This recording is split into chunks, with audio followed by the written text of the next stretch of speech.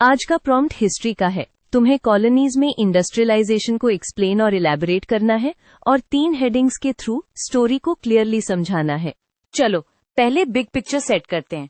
Industrialisation इन colonies का मतलब सिर्फ फैक्ट्रीज का आना नहीं था।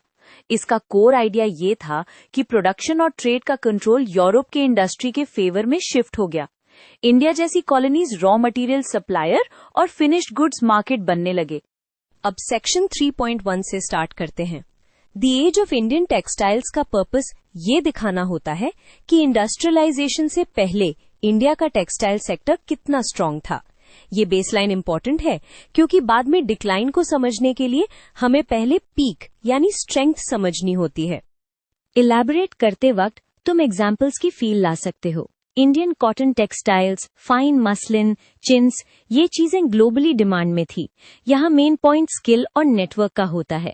आर्टिजन्स और मर्चेंट्स के थ्रू प्रोडक्शन, क्वालिटी कंट्रोल और एक्सपोर्ट पॉसिबल होता था।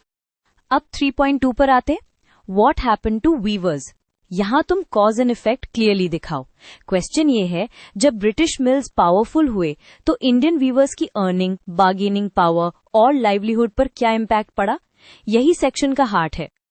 अब रीजन्स को कनेक्ट करते हैं। एक तरफ कंपनी और मिडिलमैन का प्रेशर, दूसरी तरफ मार्केट में प्राइस कंपटीशन। वीवर्स को रॉ कॉटन महंगा मिल सकता था और फिनिश्ड क्लॉथ सस्ता इंपोर्ट हो रहा था। Result, many weavers became dependent, debt में फंसे या प्रोफेशन छोड़ने पर मजबूर हुए। यहाँ पिटफॉल ये होता है कि स्टूडेंट सिर्फ दे बिकेम पुअर लिख देते हैं। तुम प्रोसेस लिखो, कैसे और क्यों।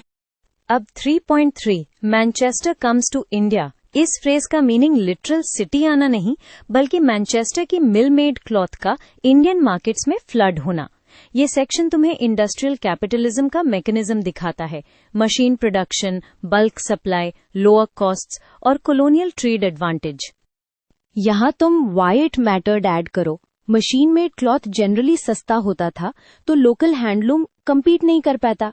साथ ही पॉलिसीज और ट्रांसपोर्ट नेटवर्क्स ने पोर्ट्स, रेलवेज, इंपोर्ट्स को और इजी बना देते थे। इससे इंडियन इकोनॉमी का रोल चेंज होता गया।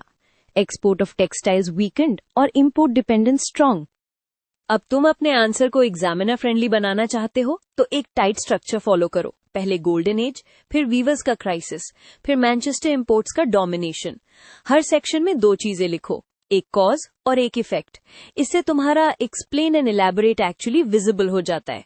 लास्ट में एक क्रिस्प कंक्लूजन। इंडस्ट्रियलाइजेशन इन कॉलोनीज का ओवरऑल आउटकम ये था कि लोकल आर्टिसनल इंडस्ट्रीज वीकन हुई और इकोनॉमिक डिसीजंस कॉलोनाइजर की इंडस्ट्रियल नीड्स के अराउंड शेप हुए। ये कंक्लूजन तुम्हारे आंसर को कंप्लीट फील देता है।